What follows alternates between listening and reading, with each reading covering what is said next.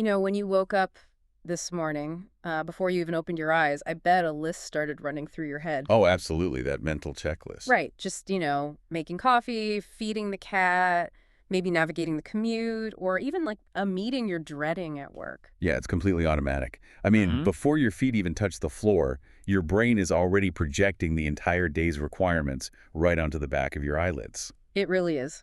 Well, welcome to the deep dive. Today, we are bringing you a special edition specifically tailored for everyone watching and listening on Tim's English channel. That's right.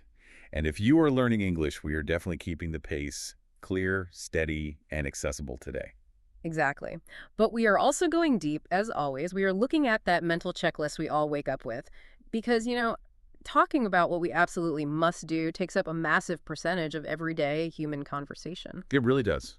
It is the engine of daily small talk, professional communication, and even just household management. Yep. So our mission today is to give you the exact linguistic tools to talk about these tasks naturally.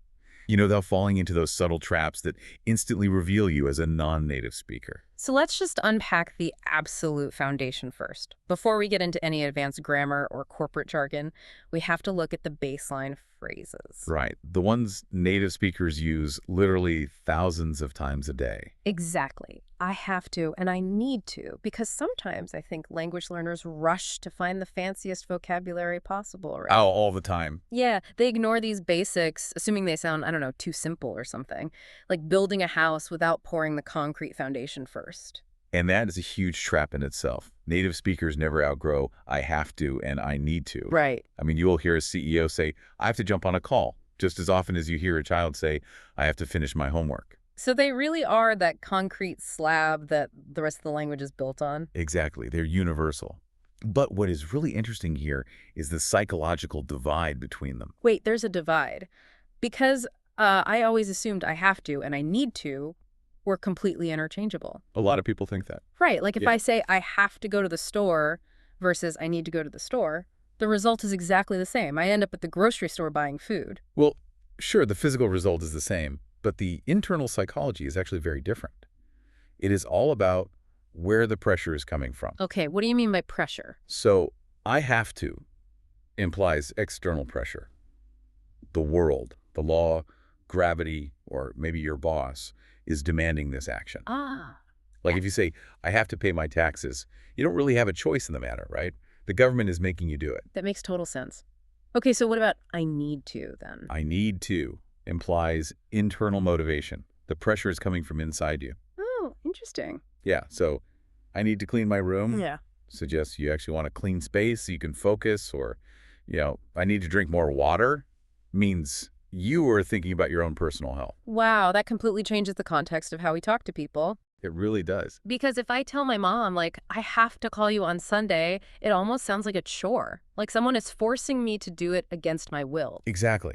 But if you say, I need to call you on Sunday, it sounds like you actually miss her and internally desire to make that call. Right, because the pressure is internal, the grammar is so simple, but the emotional nuance is actually profound. Precisely. And native speakers hear that subtle difference in motivation, even if they don't consciously realize it. That is fascinating. Okay, but let's say you are at work and you do want to level up your language a bit. Right. Moving past the concrete foundation. Yeah, you want to sound a bit more professional in a meeting, or maybe you're in a job interview. I have to answer phones. Might sound a bit casual. It does. So when you want to elevate your professional presence, you shift from basic necessity to claiming ownership of a task. Okay, so what's the phrase for that? The most common one is, I am responsible for. Ah, yes. Yeah. I am responsible for. I hear that constantly in corporate environments. It's everywhere. But this is exactly where things get messy for English learners, isn't it? Because there's a hidden trapdoor in that phrase, like a grammar collision. Yes, there really is. And it all comes down to the word for. Okay, break that down for us. So in English grammar, for is a preposition. And prepositions are essentially positioning words. Right, they position things in time and space. Exactly, because they position things. The absolute rule of English grammar is that a preposition must be followed by a noun. But responsibilities are usually actions, cooking, cleaning, analyzing data. Those are verbs, not nouns. Right. So if the word for demands a noun, but my task is a verb, I'm kind of stuck, right? You are. But you solve this collision by putting a disguise on the verb. A disguise. Yeah, you add ing to the end of it. In linguistics, we call this a gerund. The ing ending basically turns an action into a concept, which allows it to act like a noun. Oh, wow. Okay. So you never say, I am responsible for cleaning the house. The preposition rejects the naked verb. You say, I am responsible for cleaning the house. So you dress the verb up in a noun costume. I am responsible for answering the phone, not just answer. Exactly. You've got it perfectly. But wait, let me challenge you on this preposition rule for a second. Sure, go ahead. We just talked about the phrase, I need to clean. The word to is a preposition. Yes, it is. So why doesn't that demand an ing disguise? Why don't we say, I need to cleaning? Ah, that is a great question. That is the one major exception in the English language, and it's because the word to plays a double role. A double role. Yeah, sometimes it's a preposition like I am going to the store, but in phrases like I need to, the word to acts as an infinitive marker. Okay, so it's not acting as a preposition there. Right. It connects the desire directly to the raw, unfiltered verb. Mm-hmm. But literally any other preposition for of, at, in, about, they all demand that ing, gerund, disguise. Okay, that makes perfect sense. So let's look at another professional phrase that uses a preposition. I am in charge of. A great phrase. The preposition here is of, so we still use the disguise, right? I am in charge of managing the sales team. Exactly. You apply the ing because of the word of. But beyond the grammar, the phrase in charge of carries a very specific psychological weight. Oh, heavily. It implies authority. Yeah. When you say I am responsible for, you are simply listing a task on your desk. But when you say I am in charge of, you are claiming a domain. A domain. I like that. You are telling people that you have leadership over that specific area and others likely report to you. It instantly gives you a boss vibe. It really does. Like, if someone asks what you do at a restaurant, saying, I'm responsible for making the soups, sounds like a daily task. But saying, I am in charge of the soups, makes you sound like the head chef. It absolutely does, which is why you have to be very careful where you deploy these phrases. Language is highly dependent on your environment. Which is a perfect segue, actually, into how we apply these phrases to our daily lives. Let's do it. If we break human existence down into 4 pillars, personal, family, school, and work, the language we use shifts dramatically depending on which pillar we are standing in. It really does. Let's start with the personal pillar. Okay. These are tasks you do solely for your own health and functioning. Sleeping 8 hours, exercising, drinking water, basic hygiene. And in this environment, the language is deeply internal, right? Like, you rarely hear someone say, I am in charge of brushing my teeth. No, that sounds ridiculous. Right. It sounds absurd because you are claiming leadership over your own mouth. Exactly. So in the personal pillar, the dominant phrase is I need to. It reflects that internal drive for self-care we talked about earlier.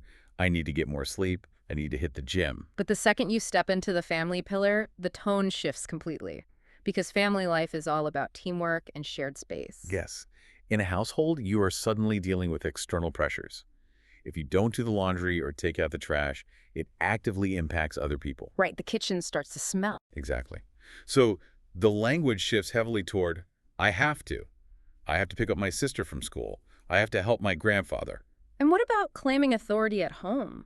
Like if I tell my spouse, I'm in charge of cooking dinner tonight, is that weird? It can sound a bit sterile, like corporate jargon is infiltrating your kitchen. Yeah, a bit too formal. Right. In a family dynamic, claiming to be in charge of a chore can sometimes sound bossy. It's usually much more natural to just say, I'll do the cooking, or cooking is my job tonight. Okay, so let's step into the third pillar. School. Being a student is essentially a full-time job, but the language of responsibility here is quite specific. It is. It's heavily focused on the future and deadlines. School acts as the bridge between family life and the professional world. Okay, so how does the language change? You start seeing the phrase responsible for emerge much more frequently. Like, I am responsible for finishing my homework on time. You start dealing with strict parameters. Right. The idea of studying for an exam isn't just an internal desire, it's a structural requirement. You can't just wish for a passing grade, you actually have to put the work in. Exactly. Which brings us to the most rigid pillar of all, work. Work. The strictest category. Yes, the professional environment is where precision becomes non-negotiable. Time markers become completely rigid. Like saying, I have to arrive at 9 a.m. Right. You are accountable to an entire organization. Showing up on time is a sign of respect. So if I want to sound really polite and like fancy at work, should I upgrade my vocabulary to the most serious words possible? Uh-oh. Where are you going with this? Well, instead of saying I am responsible for this report, what if I say it is my duty to finish this report? Oh, please don't do that. If you say it is your duty to finish a spreadsheet, your colleagues will definitely suppress a laugh. Wait, really? Why? Doesn't duty just mean a serious responsibility? It does, but it carries immense cultural and historical weight. The word duty is deeply tied to chivalry, military service, and moral absolutes. It is a massive word. A police officer has a duty to protect the public. A soldier has a duty to their country. When you use duty to describe a basic office task or something mundane at home, it just sounds melodramatic. Okay, so I definitely shouldn't say it is my duty to wash my cat. Well, only if your cat is an emperor or royalty of some kind. Fair enough. Otherwise, keep the word duty out of the house and out of the cubicle. That is a really great distinction. So what about the word obligation? We hear that a lot too. I have an obligation to do this. Obligation is another very heavy word. But instead of being tied to moral or patriotic service, it is tied to rules, laws, and contracts. Okay, so it's more legal. Exactly. The root of the word comes from Latin, meaning to bind or tie.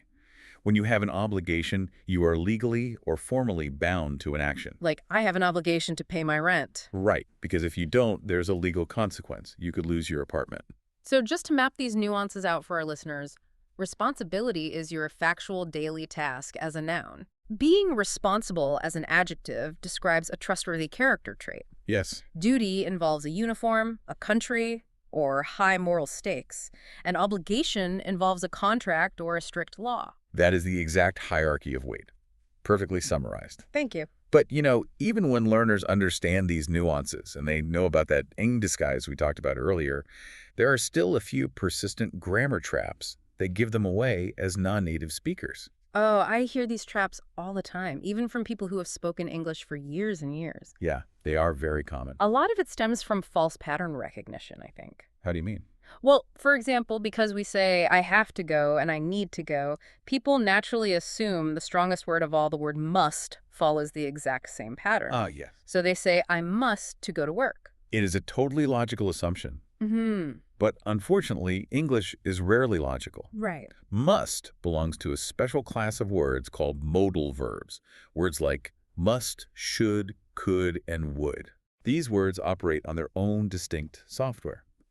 They directly modify the main verb without any prepositions in between. So you just drop the to entirely. It's not I must to study. It's just I must study. Exactly. Just drop the to. And another trap happens when people try to carry over rules from one phrase to another phrase. Oh, like mixing up the prepositions? Yes. We established earlier that the correct phrase is I am in charge of. But because learners just practice saying I am responsible for, they accidentally mix them up. Yes. I hear this one. They say, I am in charge for the project. Right. It sounds so close to being right, but it instantly sounds a bit off to a native ear. It does. Responsible pairs with for, and in charge pairs with of. You really just have to lock those pairings into your brain. Okay, so what is the final trap? The final trap, and perhaps the most confusing one, involves time travel. Time travel. Yeah, let's say you were talking about something you were forced to do yesterday. You want to put the word must into the past tense. Oh, man. I hear people struggle with this constantly. It's so tricky. They know they can't say, yesterday I must work late, because that sounds like the present tense. So they try to invent a past tense. They say, yesterday I musted work late. Musted is definitely not in the dictionary. No. The problem is that must is actually a defective verb. Historically, as the English language evolved over centuries, must simply lost its past tense form. It only exists in the present. It's a verb missing a limb, so how on earth do we talk about yesterday? We borrow from our foundational phrases. If you need the past tense of must, you have to shift over to have to and put that in the past. Oh, and the past tense of have is had. Exactly. So yesterday I had to work late. Last night I had to cook dinner. That makes so much sense. You just borrow the past tense of the concrete slab phrase. It's an elegant solution to a weird linguistic problem. It really is. And, if you can master that, if you drop the to after must, use the ing disguise after prepositions, keep your phrasing aligned with the right pillar of your life, and use had to for the past tense, your English won't just be correct. It will feel completely organic. Exactly. Natural and confident. Well, we have covered incredible ground today. We started with the psychological divide between the internal pressure of I need to and the external pressure of I have to. A huge distinction. We learned how to claim a domain by saying I am in charge of, and we explored why the word duty is far too heavy for washing the cat. Unless it's an emperor cat. Right, unless it's royalty. And most importantly, we broke down the mechanics of the language so our listeners understand why the rules exist, rather than just memorizing a textbook. That is always the goal. Speaking of application, it is time to put this into practice. We want to hear from you directly. Here is our question of the day. What is one thing you are responsible for every single day? I will go first. In my personal pillar, every single day, I am responsible for taking my dog for a walk. And in my family pillar, every single day I have to make the bed in the morning. Now it is your turn. Head down to the comments section right now and write one sentence in English. Yes, don't be shy about making mistakes. Start your sentence with, every day I'm responsible for, or every day I have to. We genuinely love reading your responses. And, it really is a fantastic way to build muscle memory with these phrases. Thank you so much for joining us for this special edition of The Deep Dive. If you found this breakdown helpful, please hit the like button and make sure you are subscribed to Tim's English channel so you never miss out on these insights. We have a lot more coming your way. Thanks for listening, and keep practicing.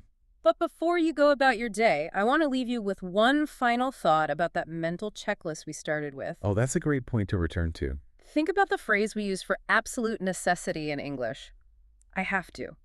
The word have is literally the verb for ownership. Right. In many languages, necessity is expressed through an impersonal rule like, it is necessary that I go. But in English, we say, I have to go. We literally take ownership of our burdens. We possess them. That's a powerful way to look at it. It really is. So tomorrow morning when you wake up and that list of tasks runs through your head, don't just view them as weights pressing down on you. View them as things you own. Try translating just one of them into English before your feet hit the floor and see how it changes your morning. Take care, everyone.